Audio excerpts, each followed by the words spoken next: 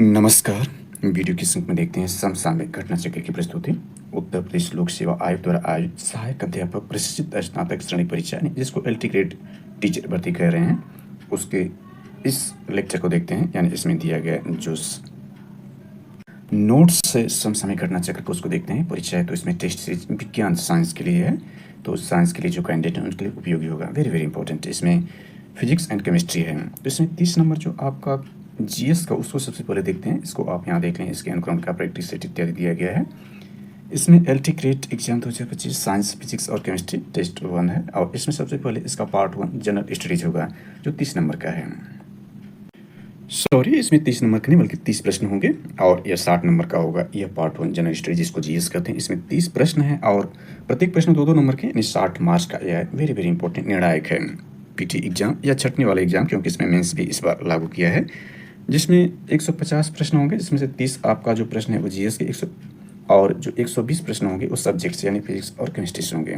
Total mark कितना है? 300 का, यानी प्रत्येक प्रश्न जो आपका है 2-2 नंबर के हैं। टाइम अलाटेड 2 आवर का है, और ये एग्ज़ाम जो साइंस का होगा वो 7 दिसंबर 2025 को होगा। 6 दिसंबर से एग्ज़ाम शुरू होगा शनिवार से, और हिंदी और गणित के साथ शुरुआत होगी। दूसरे दिन जो साइंस का एग्ज़ाम कराया जाएगा।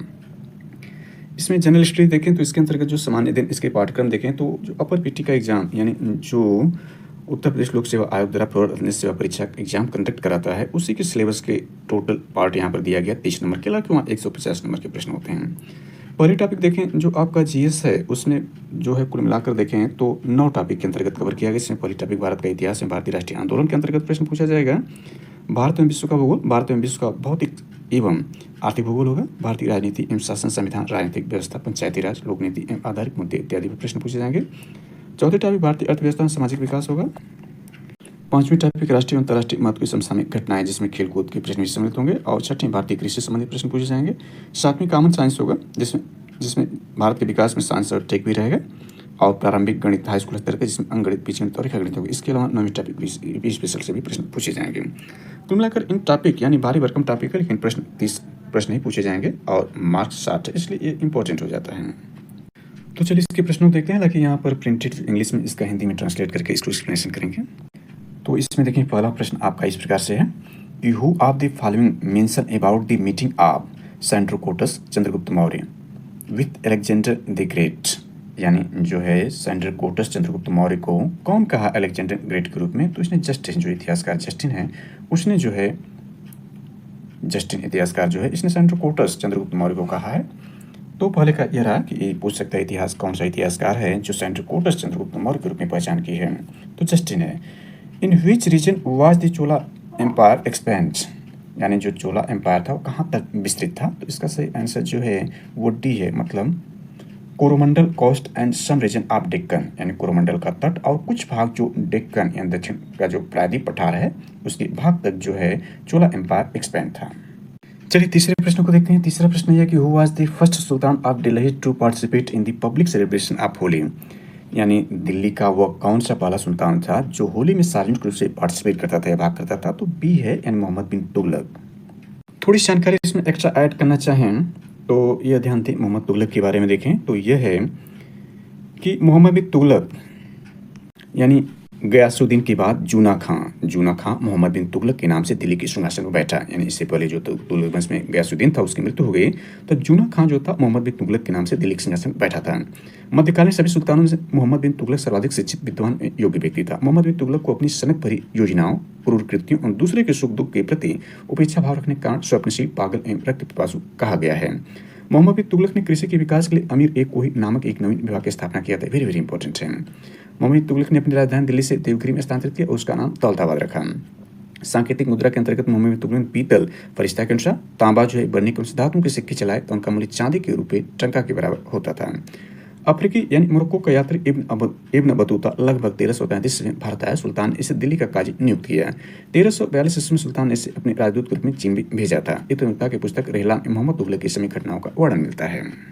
इसके बाद ध्यान दें तो मोहम्मद बिन तुगलक ने जिन प्रभा सूरी नामक जैन साधु के साथ विचार विमर्श किया था। चलिए अगला देखें, ज्यादा विस्तार इसको हमने कर दिया। इसके विस्तार करने का कारण यह रहा कि इससे संबंधित सारे प्रश्नों को आप आगे पीछे देख सकते हैं और उस पर प्रश्न बनाए जा सकते हैं। 4 नंबर प्रश्न देखें, the people known as the Kallar in the context of the living in British India belong to which of the following region. यानी कह रहा है कि the people known as Kallar, यानी जो लोग हैं कल्लार के नाम से जानते थे, in context of rebellion in British India, यानी ब्रिटिश जो साम्राज्य था उसमें जो विद्रोह हुआ था उसमें belonging to which of the following region, वो किस क्षेत्र से कल्लार संबंधित था, तो वो मदुरई से संबंधित यह स्थान जो है कल्लार के नाम से जाना जाता था। नेक्स्ट इसमें देखें, which of the popular magazine of the revolutionary period criticize the Congress at various reason, यानी वो कौन से जो पॉपुलर मैगजीन थे जो स्वतंत्रता संग्राम के दौरान या स्वतंत्रता संग्राम के काल में कांग्रेस की विभिन्न प्रकार से आलोचना की थी। तो ये सारे जो है मैगजीन के ऑल ऑफ द एबव, यानी बंगवासी भी की थी, काल भी की थी, केसरी भी की थी। केसरी देखें तो यह बाल गंगाधर तिलक जी की पत्रिका केसरी है, तो इसने भी जो कांग्रेस की विभिन्न रूपों में आलोचना की थी। अगले प्रश्न पर 6वां देखें, who among the following gave up his legal participating gave up his legal practice during the non cooperation movement, यानी कौन जो है असहयोग आंदोलन के दौरान जो अपनी लीगल प्रैक्टिस को जो है उसने त्यागपत्र दे दिया था, गिव अप कर दिया था, यानी छोड़ दिया था। इसमें जो चित्रंतन दास जी थे, चित्रंतन दास जी जिनको देशबंधु के नाम से जाना जाता है, और सुभाष चंद्र बोस जी के पॉलिटिकल गुरु चित्रंतन दास जी, मोतीलाल नेहरू और चित्रंतन दास जी ने मिलकर के आज के प्रयागराज यानी जो इलाहाबाद यहाँ पर जो स्वराज पार्टी का गठन किया था। तो इन्होंने ही लीगल प्रैक्टिस करने के दौरान असहयोग आंदोलन के दौरान जो अपनी वकालत छोड़ दिया था। तो ये प्रश्न आपका रहा। 7वें प्रश्न को देखें, which one of the following SI unit not correct match, यानी एसआई का मतलब होता है इंटरनेशनल सिस्टम, यानी अंतर्राष्ट्रीय जो इसमें यूनिट है इसको एमकेएस भी कहते हैं। एमकेएस का मतलब मीटर किलोग्राम सेकंड सिस्टम। एक होता है सीजीएससी जिसका मतलब सेंटीमीटर ग्राम सिस्टम होता है, यानी उसको सेंटीमीटर ग्राम सेकंड में यदि हम करेंगे तो वो सीजीएस होगा, और मीटर किलोग्राम सेकंड में करेंगे तो वो एमकेएस होगा। एमकेएस को एसआई कहा जाता है, तो एसआई के रूप में ये पूछ रहा है। तो नॉट करेक्टली मैच। वर्क का जूल होता है सही है, फोर्स का न्यूटन होता है, मास का केजी होता है, और ये आपका फंडामेंटल यूनिट है, जबकि डेरिवेटिव यूनिट है। प्रेशर का जो होता है पास्कल होता है। डाइन ए फोर्स का है सीजीएस, जो सेंटीमीटर ग्राम सिस्टम जो सेंटीमीटर ग्राम सेकेंड सिस्टम में जो फोर्स का यूनिट होता है, यानी 1 न्यूटन एमकेएस में है, या इसको एसआई कहते हैं। इसी का यदि सीजीएस में डाइन होगा, इसका जो होता है पास्कल होता है प्रेशर का, या P = होता है फोर्स बाई ए, यानी पर यूनिट एकांक क्षेत्रफल पड़ने वाले बल को तो आप कहते हैं। इस हिसाब से इसका निकालेंगे तो न्यूटन पर मीटर स्क्वायर हो जाएगा। तो ये इसका यूनिट रहा। 8वें नंबर देखें, इस sudden fall in barometer reading indicates that the weather will be, यानी अचानक जो बैरोमीटर का तापमान जो रीडिंग में नीचे गिर जाए, सडन फॉल अचानक गिर जाए, तो वह मौसम की किस घटना की ओर संकेत करता है। तो इससे जो होता है, यानी 8वें जो है वो ए है, यानी स्टार्मी वेदर होगा, यानी आंधी भरा मौसम होगा यदि बैरोमीटर अचानक गिर जाए तो। बैरोमीटर से हम जो है दाब नापते हैं, दाब मापने का यानी जो प्रेशर होता है उसके मापने का जो यूनिट होता है बैरोमीटर होता है। 9वां नंबर प्रश्न देखें, फोटोवोल्टिक सेल आर, यानी फोटोवोल्टिक सेल से क्या नापते हैं। सोलर सेल्स, यानी फोटोवोल्टिक सेल, यानी फोटोवोल्टिक सेल मापने की बात नहीं कर रहा है। फोटोवोल्टिक सेल क्या होते हैं, तो ये सोलर सेल होते हैं। फोटोवोल्टिक मतलब प्रकाश, यहाँ से प्रकाश से संबंधित है, यानी फोटोवोल्टिक है यानी प्रकाश संबंधित है, इसलिए सोलर सेल्स ही रहेंगे। थर्मल सेल्स या मोलर सेल्स या सल्फर सेल्स से कोई मतलब नहीं है। चलिए 10 नंबर देखते हैं, which one of the following metal is exist in the native state, यानी इसमें जो विकल्प दिया गया उसमें इसका कौन सी धातु जो है एक्सिस्ट इन नेटिव स्टेट, जो अपने प्राकृतिक अवस्था या प्राकृतिक स्वरूप में पाई जाती है, यानी कहा जाए कि मिश्रित रूप में नहीं पाई जाती, किसी अन्य धातु के साथ क्रिया नहीं करती है। तो इसमें गोल्ड है, जो यह उसी रूप में, यानी सोना उसी रूप में। एल्युमिनियम जो होता है यह अन्य रूपों में इसके अस्क होते हैं, क्रोमियम के भी, जिंक के, लेकिन सोना जो होता है अपने वास्तविक स्वरूप में या प्राकृतिक रूप में पाया जाता है। 11 नंबर देखें, accumulation of which of the following as muscles lead to fatigue, यानी जो है इसमें से कौन जो है मसल्स लीड टू, यानी थकान, यानी मांसपेशियों की थकान का कारण कौन सा बनता है। तो इसका सही आंसर 11 का देखा जाए तो ये लैक्टिक एसिड का जमाव जो हो जाता है शरीर में, से जो मांसपेशियां होती हैं थकान का अनुभव करती हैं। Which one of the following produced through viticulture, यानी विटिकल्चर में किसका जो होता है प्रोडक्शन होता है, या किस चीज़ का अध्ययन किया जाता है, ऐसे ही पूछा जाता है। तो विटिकल्चर में जो प्रोडक्शन होता है वह ग्रेप्स, यानी अंगूर के अध्ययन, अंगूर का जो उत्पादन होता है वो ग्रेप्स, यानी अंगूर का जो प्रोडक्शन है वो विटिकल्चर के अंतर्गत या विटिकल्चर के रूप में जाना जाता है। 13 नंबर देखें, extra glucose in body gets convert into glycogen and it's store in, यानी एक्स्ट्रा जो ग्लूकोज होगा, यानी अतिरिक्त जो ग्लूकोज होगा शरीर उसको जो है ग्लाइकोजन में कन्वर्ट कर देती है, और ये कहाँ स्टोर होता है शरीर में, तो इसका सही आंसर 13 का वो बी है, मतलब लीवर या यकृत में होता है। यानी कहने का आशय हुआ कि जो एक्स्ट्रा ग्लूकोज शरीर में होता है उसको जो शरीर जो होती है कन्वर्ट करती है ग्लाइकोजन में और उसको स्टोर कहाँ करती है, लीवर में करती है। Economic planning in including in which list of constitution, यानी इकोनॉमिक प्लानिंग यानी आर्थिक योजना जो है वो संविधान यानी भारतीय संविधान में किस लिस्ट में है। जैसा कि हम देखें जो भारतीय संविधान में 12 अनुसूचियाँ हैं, उन सूचियों में 7वीं अनुसूची जो है वह शक्तियों के बंटवारा संबंधित है और इसमें संशोधन जो है वह विशेष बहुमत से भी किया जा सकता है। इसमें विशेष बहुमत द्वारा ही इसमें संशोधन साधारण बहुमत से नहीं हो जाएगा। यानी यूँ कहें कि संसद दोनों सदनों से पास होने के बाद आधे राज्यों का भी इसमें समर्थन होने के बाद ही इसमें जो है वह 7वीं अनुसूची में संशोधन किया जा सकता है। 7वीं अनुसूची जो इसमें देखें तो जो है संघ सूची, राज्य सूची, समवर्ती सूची और एक अवशिष्ट सूची के अंतर्गत डिवाइड है। तो इसमें जो इकोनॉमिक प्लानिंग है वह आपका जो है कॉन्करेंट लिस्ट यानी समवर्ती सूची में शामिल है। यानी 14 का सही आंसर देखें तो सी बनेगा। यानी इस पर जो होता है वह राज्य सरकारें भी कानून बनाती हैं इकोनॉमिक प्लानिंग पर। जैसे कि इकोनॉमिक प्लानिंग में होता है आपका बजट राज्य सरकारें भी पेश करती हैं और केंद्र सरकार भी पेश करती है। आर्थिक सर्वेक्षण केंद्र सरकार भी लाती है, हालांकि जहाँ पर भी दोनों में टकराव की बात आती है वहाँ केंद्र का नियम लागू होता है। तो इकोनॉमिक प्लानिंग जो है कॉन्करेंट लिस्ट या समवर्ती सूची में है।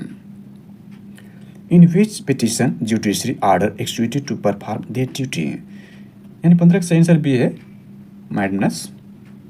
इसमें ध्यान दें कि भारतीय संविधान में जो मौलिक अधिकार है, मौलिक अधिकार के बारे में देखें तो भारतीय संविधान के भाग 3 में अनुच्छेद 12 से 35 तक जो है मौलिक अधिकार का वर्णन किया गया है। जिसमें देखें तो यह आपका जो है 6 प्रकार के जो मूल अधिकार हैं, यानी 6 प्रकार के मूल अधिकार कौन कौन से हैं। पहला समता का अधिकार है, समता या समानता का अधिकार है, अनुच्छेद 14 से 18 तक में इसका वर्णन किया गया है। इसके बाद स्वतंत्रता का अधिकार आता है, स्वतंत्रता का अधिकार 19 से यानी अनुच्छेद 19 से 22 तक में स्वतंत्रता का अधिकार है। तीसरा शोषण के विरुद्ध अधिकार है जो अनुच्छेद 23 से 24 तक यानी 23-24 है। चौथा धार्मिक स्वतंत्रता का अधिकार है जो अनुच्छेद 25 से 28 तक है। इसके बाद 5वां जो अधिकार है मौलिक अधिकार संस्कृति और शिक्षा संबंधी अधिकार अनुच्छेद 29 और 30 है। इसके बाद संवैधानिक उपचारों का जो अधिकार है अनुच्छेद 32 में दिया गया है। इसमें जो प्रश्न दिया गया अनुच्छेद 32 से संबंधित है। अनुच्छेद 32 का मतलब संवैधानिक उपचारों का अधिकार होता है।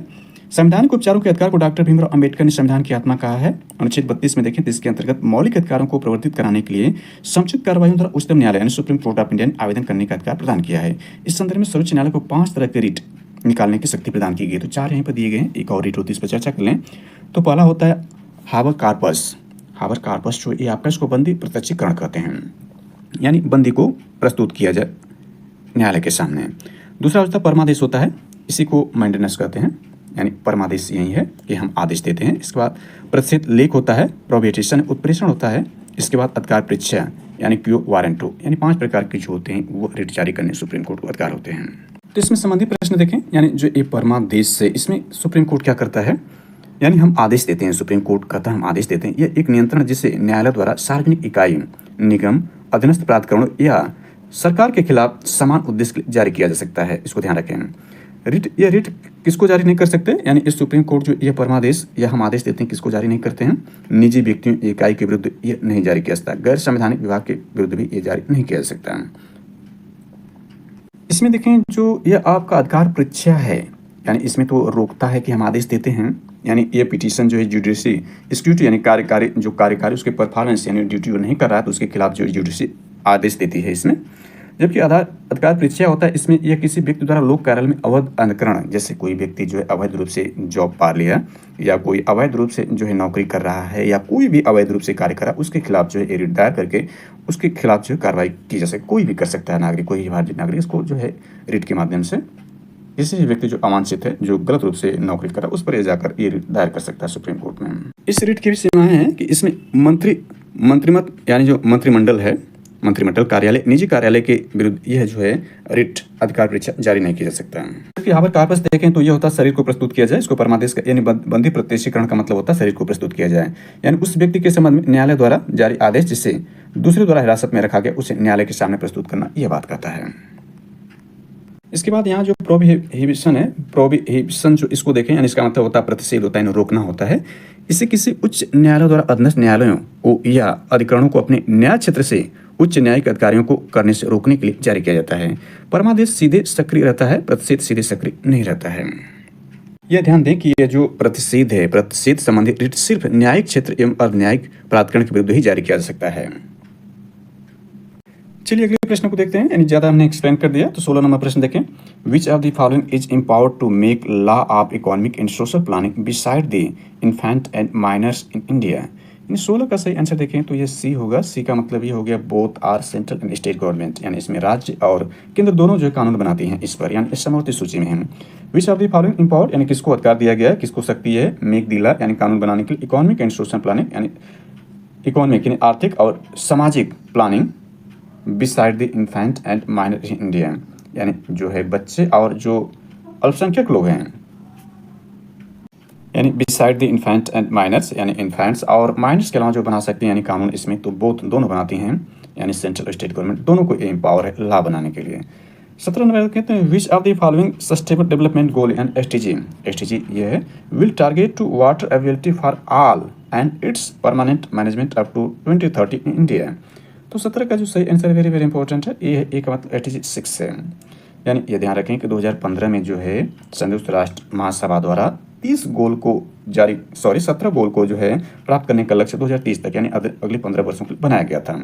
तो देखें 2025 चल रहा है और आखिरी चरण चल रहा है, अभी इसमें देखें 25 जो है समाप्त होगा, तो 4 साल और इसमें बचेंगे, यानी लगभग देखें तो 15 साल में जो है 4 साल बच रहे हैं, इसका मतलब 11 साल स्पेंड हो चुके हैं इसको गोल को प्राप्त करने में, सस्टेनेबल डेवलपमेंट गोल, जिसमें एसडीजी 1 जो होता है गरीबी के सभी रूपों में उन्मूलन संबंधित होता है, और दूसरा स्वास्थ्य, तीसरा इसी प्रकार से जो है, चौथा जो शिक्षा संबंधित है, छठा इसमें जो आपका है वह इससे प्रश्न में पूछा गया है, यानी वाटर एवेलेबिलिटी फॉर ऑल, यानी पानी की उपलब्धता, शुद्ध जल या पेयजल की उपलब्धता सभी के लिए, परमानेंट मैनेजमेंट अप टू 2030 तक का ये जो है एसडीजी 6 से संबंधित है। एसडीजी 6 को थोड़ा सा, यानी एसडीजी जो दिया गया है एजेंडा 2030 इसको नाम जानते हैं, 17 विकास लक्ष्य को यहाँ देख लेते हैं। इसमें प्रश्न में जो था यह था, यानी एसडीजी 6 स्वच्छता और पानी का सतत प्रबंधन करना था।